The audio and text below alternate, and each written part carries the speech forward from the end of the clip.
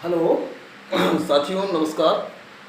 आज हम आपको जीएस का सबसे most important part Indian history को पढ़ाएंगे।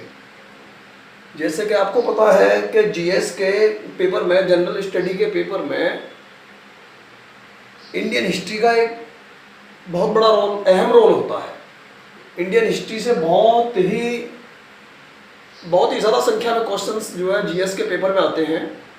तो आज हम शुरुआत कर रहे हैं आपको जीएस का एक बहुत ही महत्वपूर्ण टॉपिक इंडियन हिस्ट्री।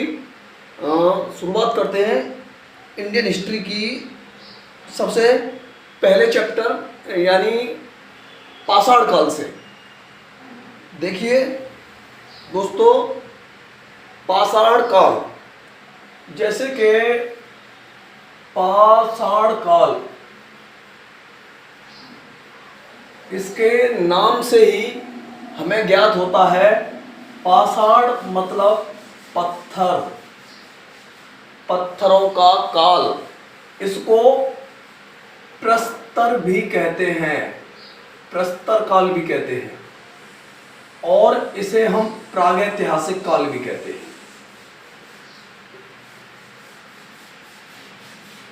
इसे हम प्रागैतिहासिक काल भी कहते हैं। अब देखिए, सबसे मोस्ट इम्पोर्टेंट क्वेश्चन ये है कि इसे पाषाण काल क्यों कहा जाता है। इसकी क्या वजह है कि इसे हम पाषाण काल कहते हैं। देखिए, पाषाण काल का मतलब कि इस काल के बारे में हमें कोई भी लिखित सामग्री हमारे पास नहीं। इस काल के बारे में जो भी हमें जानकारी मिलती है, पाषाण काल के बारे में जो भी हमें जानकारी मिलती है, उसकी हमारे पास कोई भी लिखित अध्ययन सामग्री नहीं है। हमें इस काल के बारे में जितनी भी जानकारी मिलती है वो सब पुरातात्विक स्रोतों से मिलती है। पुरातात्विक स्रोतों से मिलती है। जितनी भी जानकारी मिलती है हमें इस काल के बारे में, वो पुरातात्विक स्रोतों से ही मिलती है। और पुरातात्विक स्रोतों में आप जानते हैं, खुदाई में प्राप्त जितनी भी सामग्री है, खुदाई में प्राप्त जो भी सामग्री जो खुदाई से प्राप्त हुई है, वो सब पुरातात्विक स्रोतों में ही आती है। चाहे उसमें भवन हो, स्मारक, सिक्के, मोहरें, औजार, उपकरण जो भी है, वो सब पुरातात्विक स्रोतों में ही आते हैं। अब देखिए, अब हम समझते हैं कि पाषाण काल, पाषाण काल जैसे कि इसके नाम से ही है, पत्थरों का काल। इस काल में हमें जो भी औजार, जो भी उपकरण, जो भी मिला है, वो सब पत्थरों का ही है। इस काल में जो भी हमें मिला है, जो भी औजार मिले हैं, वो सब पत्थरों के ही औजार हैं। इसीलिए इस काल को हम जो है प्रस्तर काल या पाषाण काल भी कहते हैं। अब देखिए, इस पाषाण काल को हम 3 भागों में डिवाइड कर सकते हैं। पुरा पाषाण काल, इसका दूसरा है मध्य पाषाण काल,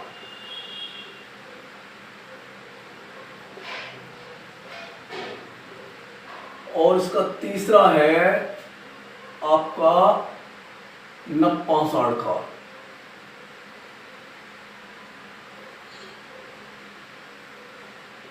इन 3 भागों में हम इसको विभाजित कर सकते हैं। देखिए, यहाँ मैं आपको ज़्यादा डीपली नहीं लेके जाऊँगा। केवल इस क्लास को कराने का मेरा उद्देश्य है कि मैं आपको प्री के पॉइंट ऑफ व्यू से पढ़ाऊँगा।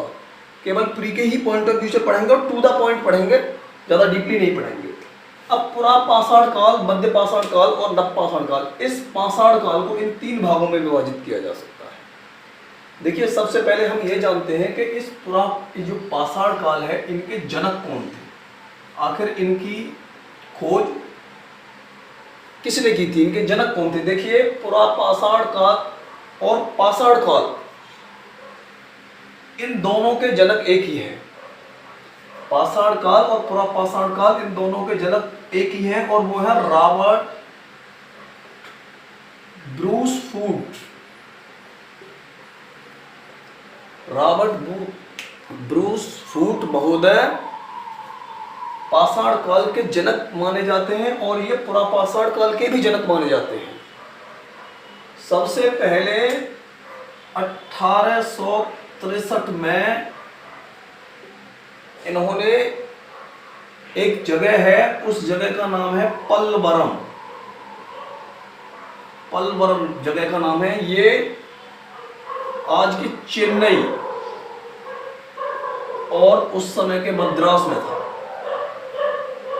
1863 में रॉबर्ट ब्रूस फूट महोदय ने इस जगह की खुदाई की, पल्लवरम की। पल्लवरम की खुदाई में रॉबर्ट ब्रूस फूट को कुल्हाड़ी मिली। कुल्हाड़ी, और ये जो कुल्हाड़ी थी, ये कुल्हाड़ी पत्थर की कुल्हाड़ी थी। इस कुल्हाड़ी को हस्त कुठार और हैंड एक्स भी कहते हैं। इसे हस्त कुठार और हैंड एक्स भी कहते हैं। रॉबर्ट ब्रूस फूट को 1863 में जब इन्होंने इस जगह की खुदाई की, पल्लवरम की, तो यहां से इन्हें ये कुल्हाड़ी मिली।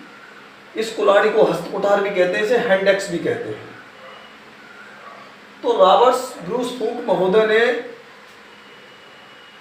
इस कुल्हाड़ी, जो कि पत्थर की बनी हुई थी, इसको इस काल से जो है कहा कि ये पाषाण काल की, पुरापाषाण काल का कुल्हाड़ी है।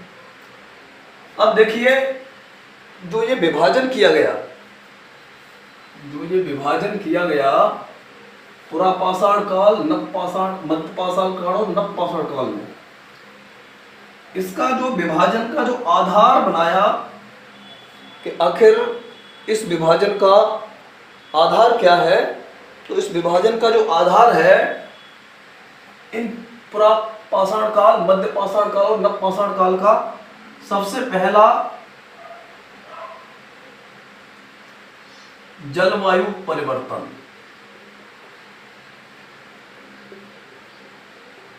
जलवायु परिवर्तन। दूसरा, उपकरणों में परिवर्तन।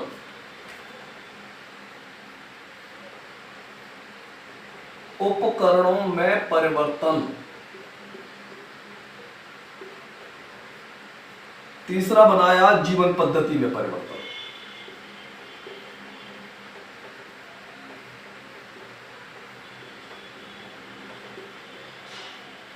देखिए, इन तीनों कालों में जो विभाजन का आधार बिंदु रखा गया है, वो ये रखा गया है। इस काल का मानव था, उसकी जीवन पद्धति कुछ अलग थी। इस काल का जो मानव था, उसकी जीवन पद्धति में कुछ और सुधार हुआ, और इस काल के मानव की जीवन पद्धति में कुछ और सुधार हुआ। उपकरण, इस काल के उपकरण कुछ और थे, इस काल के उपकरणों की बनावट में कुछ और सुधार हुआ, उनकी मारक क्षमता में सुधार हुआ, और इस काल के उपकरणों की बनावट में और ज्यादा सुधार हुआ। इस वजह से हम कह सकते हैं कि उपकरणों के परिवर्तन और जीवन पद्धति के परिवर्तन के आधार पर इनका विभाजन किया गया। और जलवायु में परिवर्तन, देखिए, जैसे जैसे मानव आगे बढ़ता गया, वैसे वैसे उसमें सुधार आते गए। तो इस स्थिति में उसने नई नई तकनीकों का इस्तेमाल किया। धीरे धीरे उसने जो है अपने जीवन की पद्धति को, अपने जीवन स्तर को सुधारा। तो आज हम अभी सबसे पहले इस पुरापाषाण काल को पढ़ते हैं। पुरापाषाण काल क्या था, क्या इसके मानव की जीवन पद्धति थी, मानव का स्वभाव क्या था, मानव कैसा था इस काल का। सबसे पहले देखते हैं हम पुरापाषाण काल।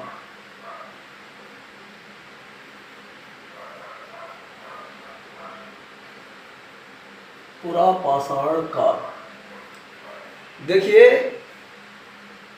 इस काल का जो मानव था, इस काल का जो मानव था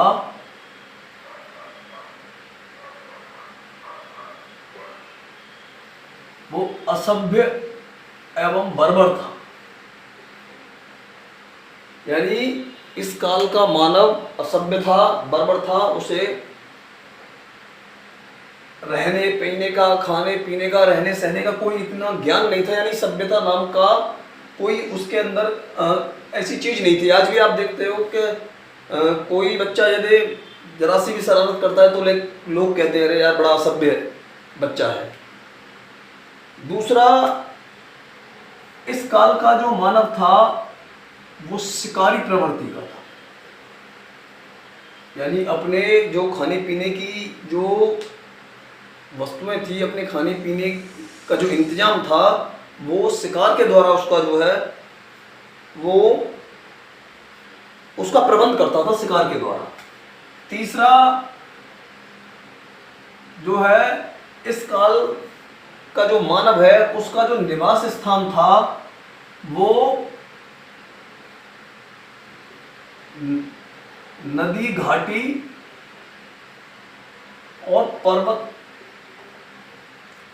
की गुफाओं में उसका निवास स्थान था।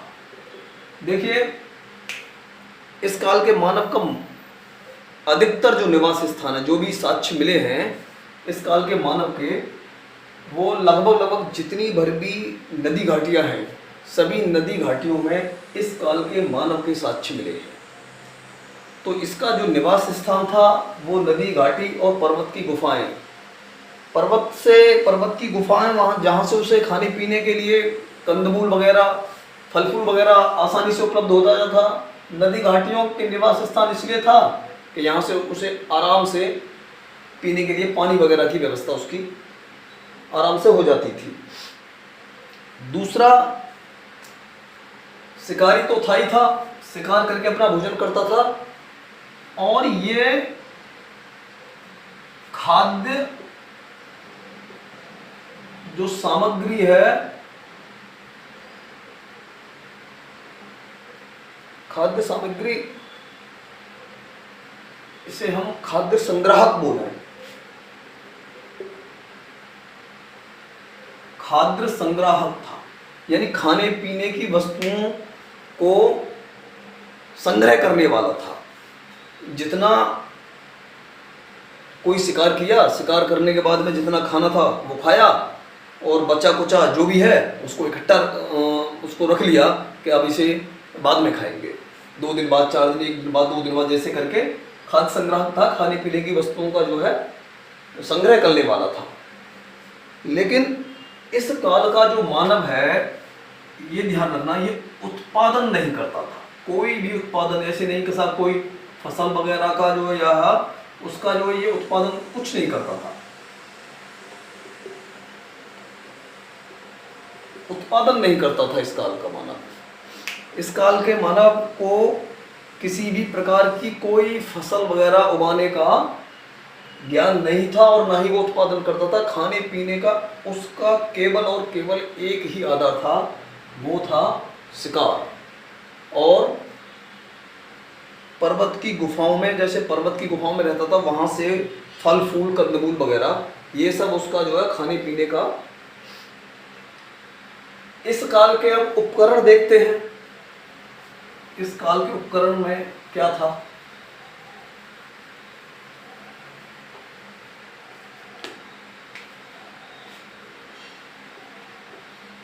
जो इस काल के जो उपकरण हैं, इस काल के उपकरणों में मुख्य रूप से हस्त कुठार,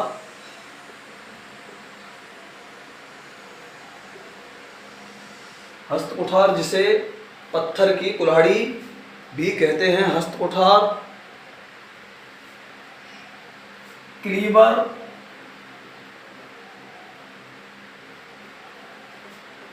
जिन्हें बिदरड़ियां कहते हैं, क्लीवर जिन्हें बिदरड़ियां कहते हैं, और चोपर, ये इस काल के मुख्य उपकरण हैं।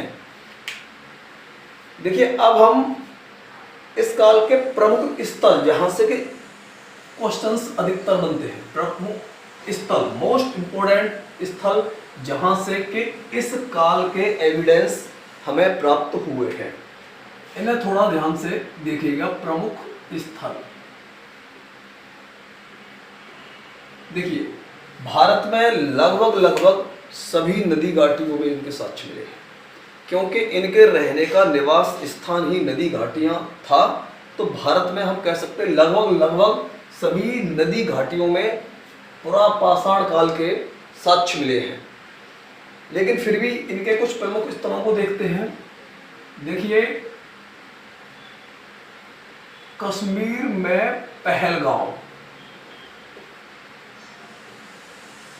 कश्मीर में प्रमुख स्थल है पहलगांव।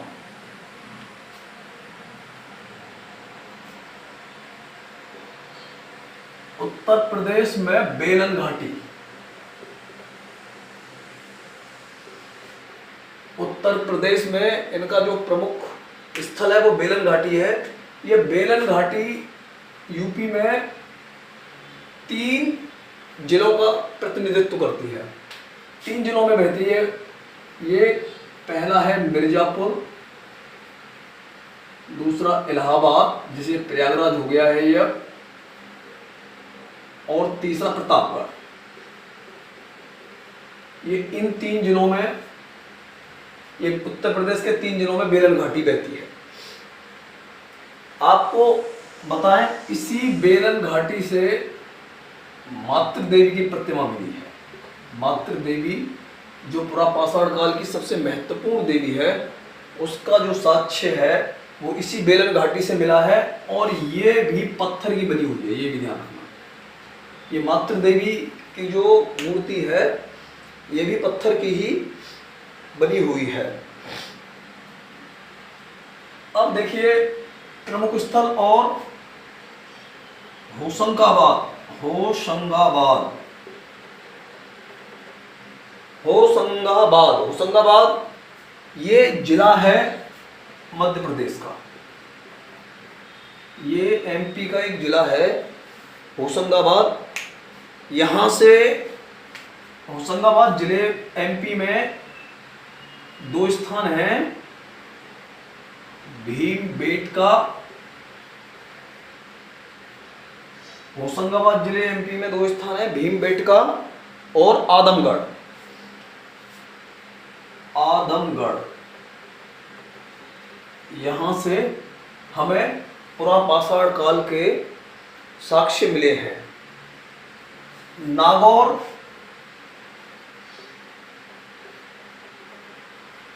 ये जिला है राजस्थान का, यहां से राजस्थान, नागौर जिले राजस्थान में जो स्थल है वो है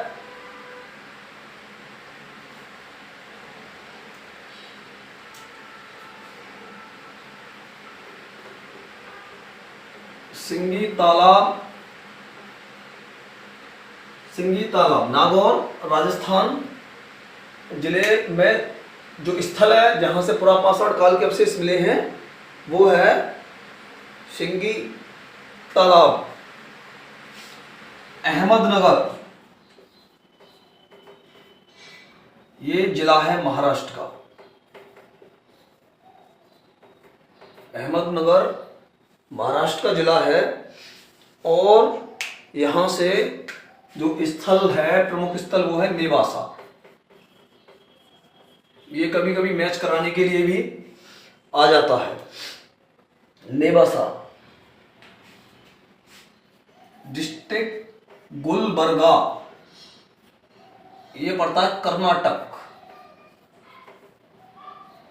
ये गुलबर्गा कर्नाटक का एक जिला है। यहां स्थल जो मिला है वो मिला है हुसंगी। हुसंगी से मध्य इस पुरापाषाण काल का जो है साक्ष्य यहां से मिला है। अब एक स्थल और देखते हैं जो तमिलनाडु में है।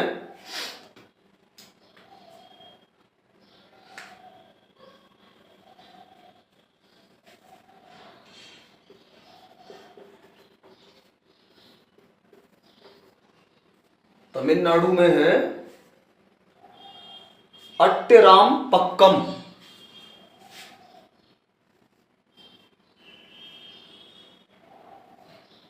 अट्टेराम पक्कम, जहां से इस पुरापाषाण काल के जो साक्ष्य हैं, जो पुरापाषाण काल के ये प्रमुख स्थल हैं जहां से पुरापाषाण काल के साक्ष्य जो है वो हमें प्राप्त होते हैं। एक जगह है, एक स्थल है हथनौरा। यहां से भी पुरापाषाण काल का साक्ष्य मिलता है। ये एमपी में पड़ता है, हथनौरा मध्य प्रदेश। ये हथनौरा एमपी मध्य प्रदेश में पड़ता है।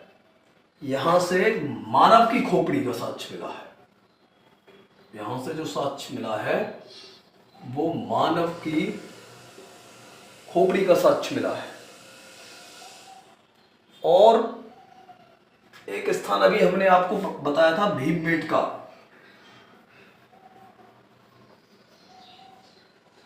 देखिए ये मध्य प्रदेश में है, मध्य प्रदेश के रायसेन जिले में है। एमपी का जो रायसेन जिला है वहां भीमबेटका वहां पड़ता है। और यहाँ इसकी भीमबेटका की खोज जो सबसे पहले की वो प्रोफेसर वाकड़कर ने की थी। वो प्रोफेसर वाकड़कर, और यहां से चित्रकला का साक्ष्य मिला है।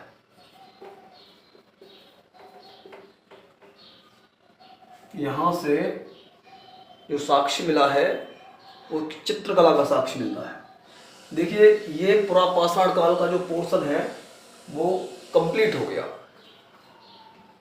एग्जाम में केवल यही पूछा जाता है प्रमुख स्थल कहाँ स्थित है और खोज किसने की। इसके बाद अब मध्य पाषाण काल की तरफ चलते हैं। अब हम मध्य पाषाण काल को पढ़ेंगे।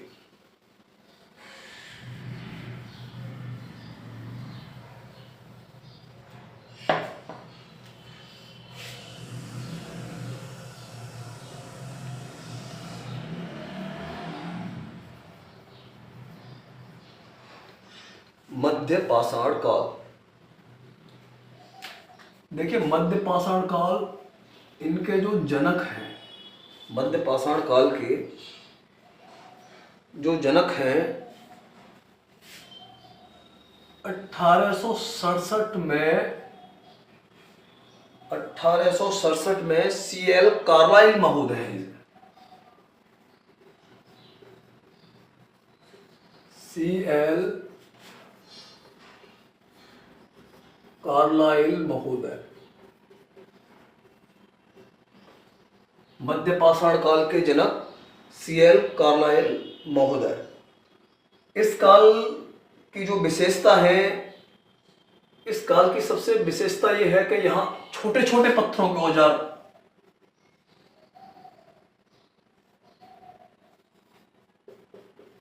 छोटे छोटे पत्थरों के औजार, हमने आपको बताया पहले ही कि यहां पर औजार यानी उपकरणों में भी परिवर्तन हुआ और उसी उपकरणों में परिवर्तन के बेस पर ही इसको विभाजन का एक जो आधार है, विभाजन का जो आधार है उसमें उपकरणों में परिवर्तन को भी विभाजन का आधार बनाया। उसमें उपकरणों की बनावट कुछ और थी पुरापाषाण काल में। यहाँ उपकरण जो है छोटे छोटे पत्थरों के जो है उपकरण बनाए जाने लगे। इन छोटे छोटे औजारों से ये छोटे छोटे जानवरों का शिकार करने लगे।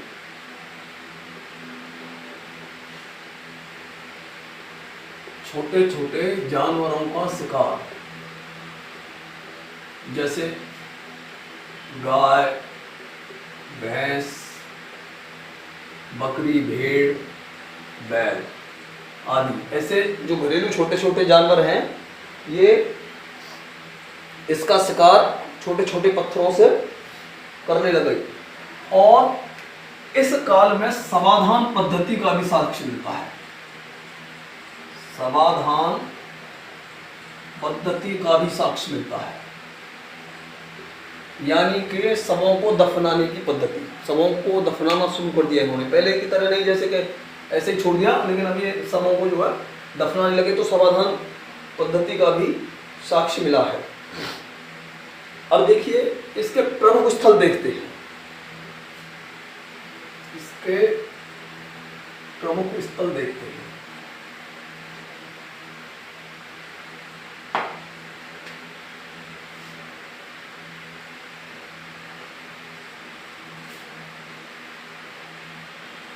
प्रमुख स्थल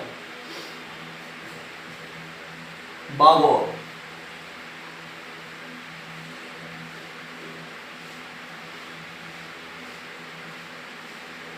बागौर, ये बागौर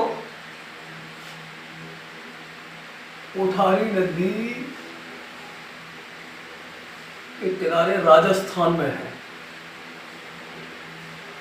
कोठारी नदी के किनारे राजस्थान में है बागौर।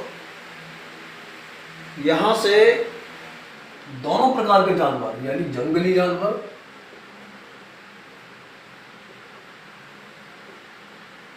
और पालतू जानवर,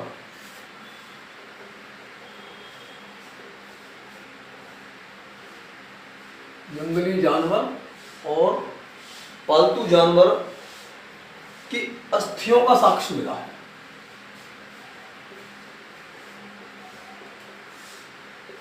जंगली जानवर और पालतू जानवर की अस्थियों का साक्ष्य मिला है। लंघनाज, ये गुजरात में पड़ता है। लंघनाज गुजरात में पड़ता है। यहां से 14 मानव कंकालों का साक्ष्य मिला है। यहां से 14 मानव कंकालों का साक्ष्य मिला है।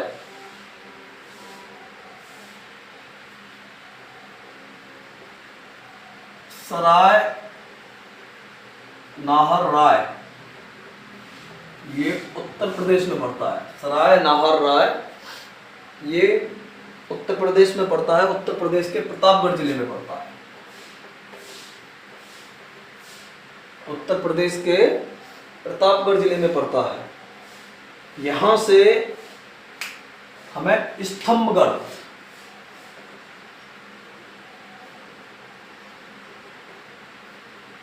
या इसे गर्तावास भी कहते हैं, स्तंभगढ़ गर्तावास का साक्ष्य मिला है। एक जगह प्रतापगढ़ की, एक जगह और है महदहा। महदहा ये भी उत्तर प्रदेश के प्रतापगढ़ जिले में पड़ता है। महदहा से हमें हड्डियों के आभूषण मिले। यहां से जो साक्ष्य मिलता है वो हड्डियों के आभूषण का साक्ष्य मिलता है, महदहा। इसके बाद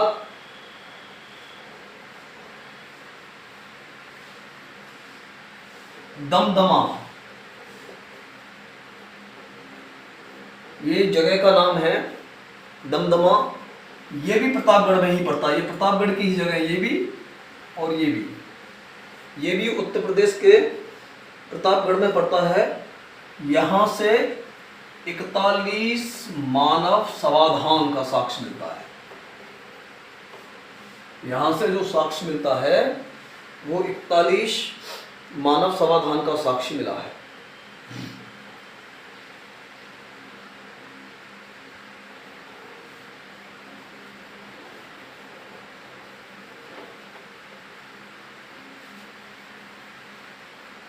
इसके कुछ एक दो प्रमुख स्थल और हैं, उन्हें देखते हैं। चौपानी खांडो, ये जगह है चौपानी खांडो। चौपानी खांडो आधुनिक प्रयागराज में है, उत्तर प्रदेश के प्रयागराज जिले में है। और यहाँ से जो साक्ष्य मिला है वो मृदभांड का साक्ष्य मिला है। मृदभांड, यहाँ से मृदभांड का साक्ष्य मिला है। और जम्मू द्वीप एक स्थल है, जम्मू द्वीप, जो कि पंचमढ़ी मध्य प्रदेश में है।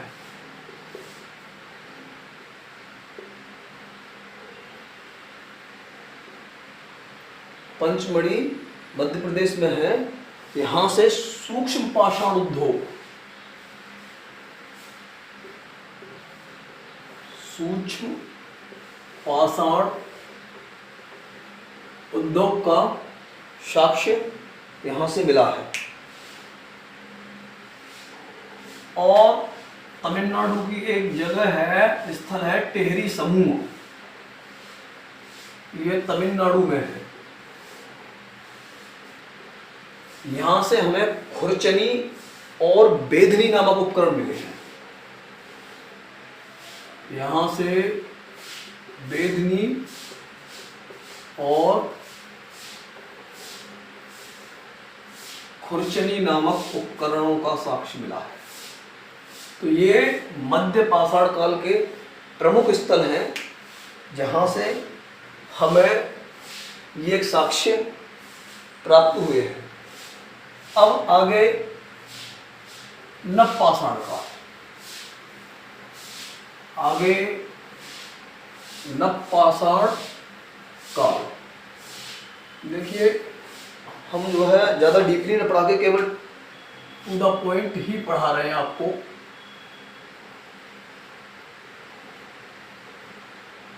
नवपाषाण काल, देखिए साहब, नवपाषाण काल के बारे में जो सर्वप्रमुख जो जानकारी दी, जो इनके जो जनक हैं, वो जॉन लुबाब साहब, जॉन लुबाब साहब है।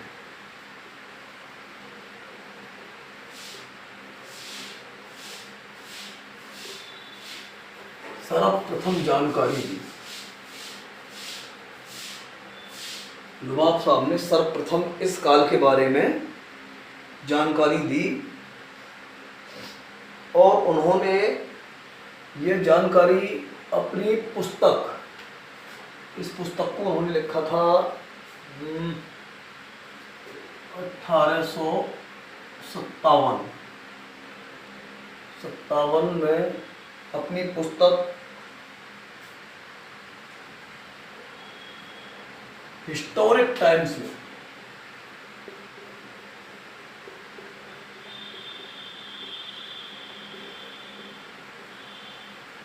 हिस्टोरिक टाइम्स में उन्होंने सर्वप्रथम अपनी पुस्तक हिस्टोरिक टाइम्स में इसकी जानकारी दी।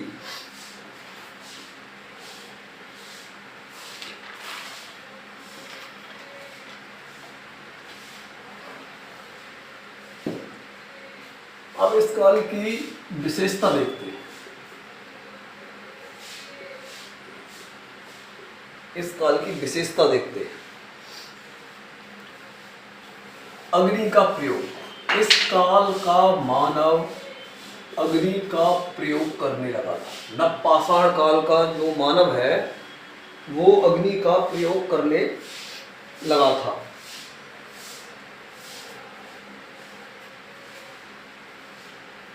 मृद भांडों, यानी मिट्टी के जो बर्तन वगैरह मिट्टी के जो होते हैं, मृद भांडों का बहुत, मृत भांडों का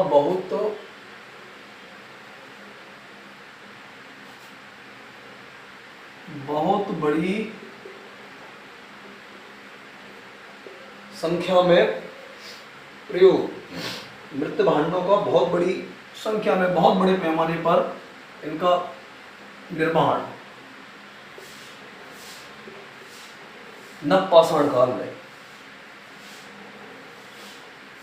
नवपाषाण काल का मानव पशुपालन भी करता था, पशुपालन और कृषि कार्य भी करने लगा था। हमने आपको बताया कि विभाजन का जो आधार है वो मानव की जीवन पद्धति को भी विभाजन का एक आधार बनाया गया था। तो उसकी जीवन पद्धति में जैसे जैसे सुधार होता गया तो नवपाषाण काल का जो मानव है अग्नि का प्रयोग, मृत भांडों का बहुत बड़ी संख्या में निर्माण करने लगा और पशुपालन, कृषि कार्य, एक तरह से वो एक सभ्य मानव की कैटेगरी में आ गया। जब वो सभ्य मानव की कैटेगरी में आ गया, नवपाषाण काल, पहिए का आविष्कार, पहिए का आविष्कार भी इसी काल के, नवपाषाण काल के मानव को पहिए का आविष्कार यानी पहिए का भी प्रयोग जो है, नवपाषाण काल का मानव पहिए का प्रयोग करने लगा था। और पत्थरों पर पालिश का कार्य, पत्थरों पर पालिश, ये कार्य भी इस काल का मानव करने लगा था। अब ये तो हो गई इसकी विशेषता। अब प्रमुख स्थलों पे चलते हैं कि नवपाषाण काल के प्रमुख स्थल कौन कौन से हैं। आइए नवपाषाण काल के प्रमुख स्थल देखते हैं। प्रमुख स्थल,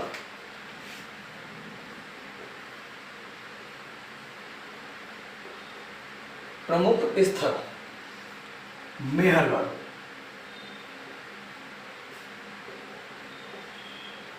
मेहरगढ़, मेहरगढ़ कहाँ है? ये पाकिस्तान में है, पाकिस्तान के बलूचिस्तान प्रांत में।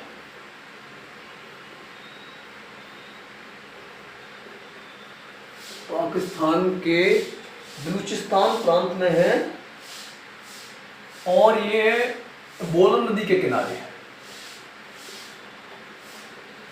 ये बोलन नदी के किनारे एविडेंस के तौर पर, साक्ष्य के तौर पर हम यहां से देखते हैं कि यहां से साक्ष्य के तौर पर गेहूं, जौ, कपास, यानी यहां से गेहूं, जौ, कपास, इन तीनों की खेती का साक्ष्य मिला है। गेहूं, जौ, कपास की खेती का साक्ष्य मिला है। कपास का जो प्राचीनतम साक्ष्य है, कपास का प्राचीनतम साक्ष्य वो यहीं से मिला है, यानी मेहरगढ़ से ही मिला है। इस क्षेत्र में गेहूं का अत्यधिक उत्पादन होता था। गेहूं की जो फसल है वो अत्यधिक मात्रा में यहाँ उपजाई जाती थी, इसीलिए इसे रोटी की टोकरी भी कहते हैं। मेहरगढ़ को रोटी की टोकरी भी कहते हैं क्योंकि गेहूं का सबसे अधिक मात्रा में यहाँ गेहूं की फसल को उपजाया जाता था। सबसे ज्यादा खेती गेहूं की फसल की जाती थी। दूसरा बुर्ज हो, प्रमुख स्थल चल रहे हैं हम। दूसरा बुर्ज हो, बुर्ज हो ये जम्मू कश्मीर में है। ये बुर्ज हो जम्मू कश्मीर में पड़ता है। यहां से हमें जो मेन एविडेंस जो मिली है बुर्ज होम से, ये मोस्ट इंपोर्टेंट है, मानव के साथ कुत्ते के दफनाए जाने का साक्ष्य मिला है। मानव के साथ कुत्ते के दफनाए जाने का साक्ष्य मिला है।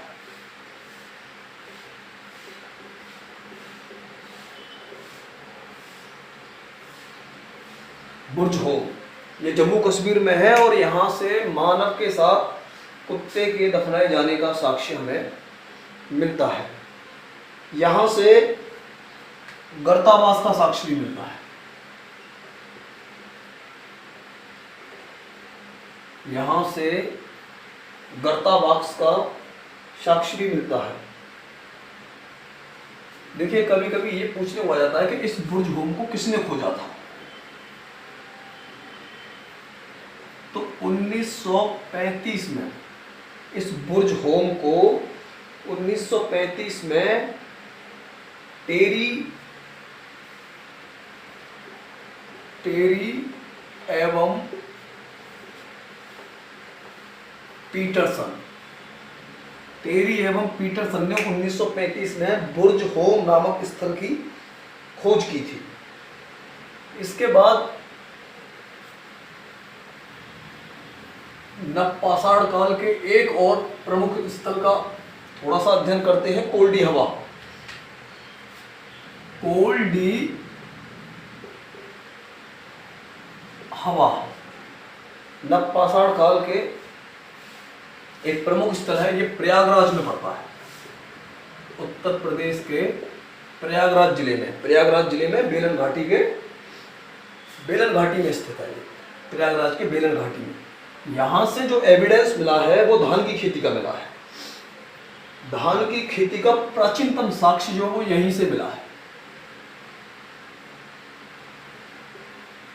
धान की खेती का प्राचीनतम साक्ष्य प्रयागराज के कोल्डी हवा जो कि बेलन घाटी में स्थित है, यहाँ से धान का सबसे प्राचीनतम साक्ष्य जो है वो मिला है। लेकिन एक बात और थोड़ा ध्यान रखिए, जो कृषि का आधुनिक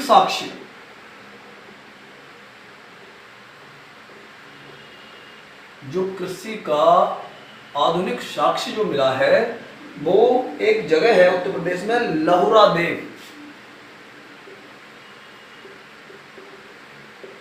देव ये उत्तर प्रदेश में है।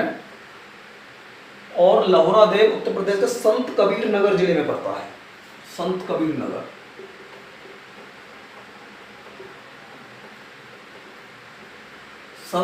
नगर जिले में पड़ता है। यहां से कृषि का जो आधुनिक साक्ष्य है वो मिला है और यह लगभग 7000 ईसा पूर्व 7000 बीसी का है। और इनके प्रमुख स्थल एक दो जगह और है, उन्हें और देख लेते हैं। नवपाषाण काल के प्रमुख स्थलों में जो एक दो जगह हैं उनको देख लेते हैं।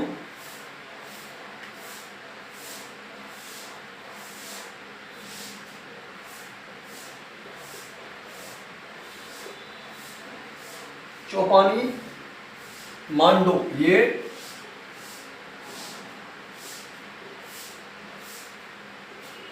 प्रयागराज में पड़ता है। यहां से भी नवपाषाण काल के साक्ष्य हमें मिले हैं। चिरांद एक जगह है, चिरांद ये बिहार में है।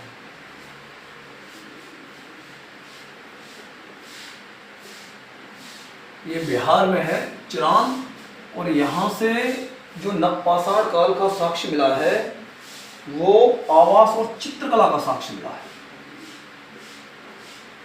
आवास और चित्रकला का साक्ष्य हमें यहाँ से मिला है। और एक और जगह है कुचाई, एक और स्थल है कुचाई। ये मयूरभंज उड़ीसा में पड़ता है। मयूरभंज ओडिशा जिसे ओडिशा कहते हैं वहां पड़ता है। यहां से भी नवपाषाण काल के साक्ष्य मिले हैं। तो ये नवपाषाण काल के जो प्रमुख स्थल हैं वो यहाँ कंप्लीट हो जाते हैं। तो हमने देखिए एक चीज और बताएं, ये स्तंभ गर्त गर्तावास एक ही है, एक ही वर्ड है। जैसे गर्तावास, गर्त आवास, इसका अगर आप संधि विच्छेद करेंगे तो देखेंगे गर्त आवास, गर्त आवास। गर्त माने गड्ढा, आवास माने निवास, यानी कि जमीन के अंदर का निवास। स्तंभ गर्त भी इसी को कहते हैं, गर्त आवास आप कह सकते हो आधुनिक बंकर की तरह। जैसे आधुनिक जो बंकर होते हैं उस बंकर की तरह इसी को स्तंभ गर्त और गर्तावास कहते हैं। आधुनिक बंकर के समान है ये जो है। यहाँ आपके पुरापाषाण काल, नवपाषाण काल, मध्य पाषाण काल, तीनों जो काल हैं उनके प्रमुख स्थल, वहां से क्या क्या एविडेंस मिली, क्या क्या साक्ष्य मिले, वो कंप्लीट हो जाते हैं। आज के लिए बस इतना ही। उसके आगे हम आपको सिंधु घाटी की सभ्यता, उसके आगे जो पढ़ाएंगे वो पढ़ाएंगे सिंधु घाटी की सभ्यता। तो बहुत बहुत थैंक यू, बस आज के लिए इतना है।